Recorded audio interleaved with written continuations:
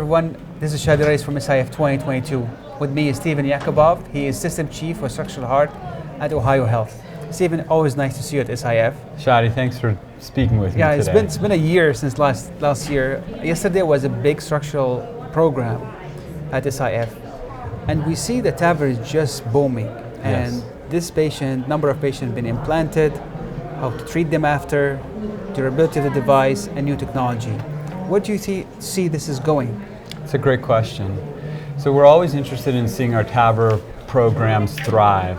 We think that we're bringing more awareness to aortic stenosis, and as you see places that do more TAVR, the number of surgeries are staying about the same or just down a little bit. Yeah. So where do I think we have to go? I think our goal is to get the best outcomes we can in aortic stenosis patients. And I think the future direction will be figuring out better ways of treating the younger patients, trying to figure out how long TAVR devices will really last, and then will we dip down into the patients with moderate aortic stenosis? Will they do better if we treat them earlier? Right.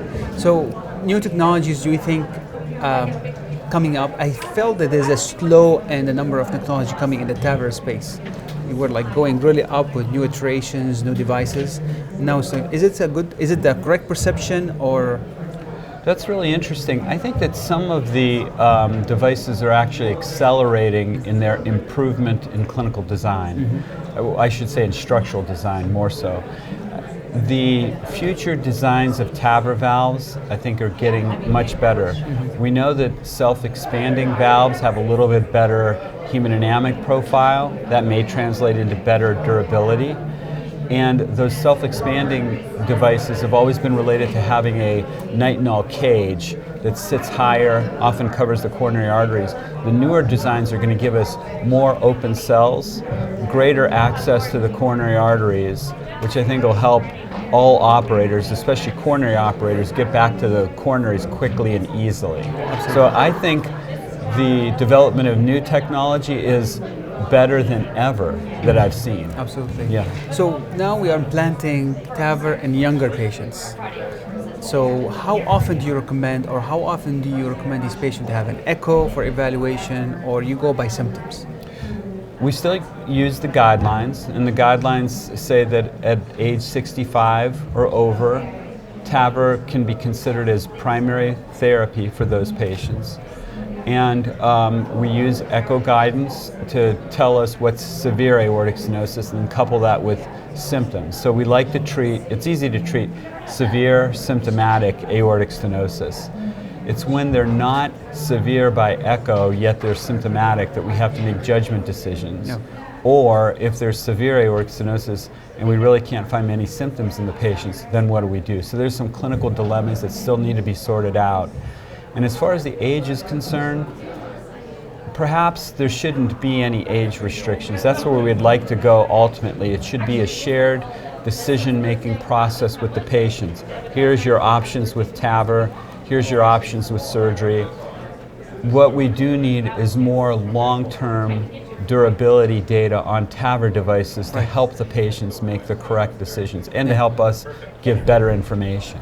So to your knowledge, and you've been involved in research in multiple trials, what does the current data say about durability? Right now, it looks like the durability data is, as far as 8 years in the NOTION trial, looks like self-expanding stents have less structural valve deterioration than surgical valves. Now, there's two things. Does the valve deteriorate, and do you have to do something about it? And they're often not the same issue.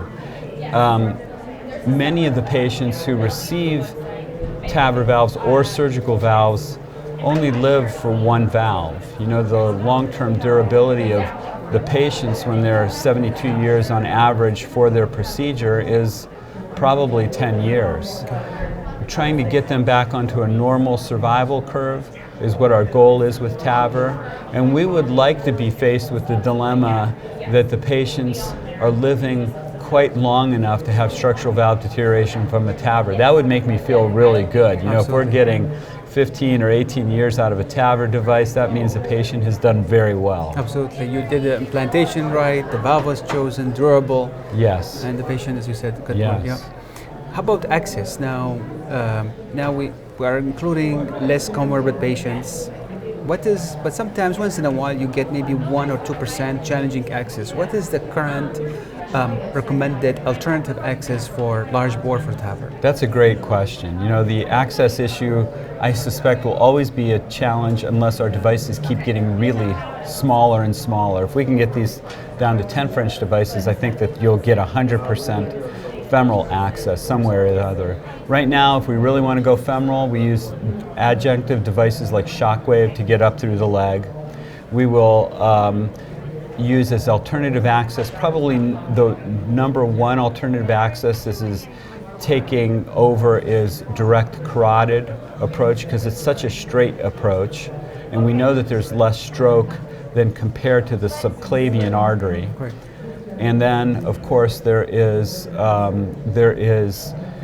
using femoral vein access and using that alternative approach also. So I think all of these are viable alternatives, and we choose them very careful in each patient. Yeah, and as you said, the Shockwave open up a lot of pathways now to stay femoral when you have a very hostile or calcified iliac or iliofemoral disease. Correct. Yeah. I agree with that. Yeah. You've probably done that yourself already. Yeah. Yeah. So we use it a lot for Impella, for example, myself, to stay femoral. Yes. But I think that took a lot from the alternative access, the axillary and Yeah. bail out.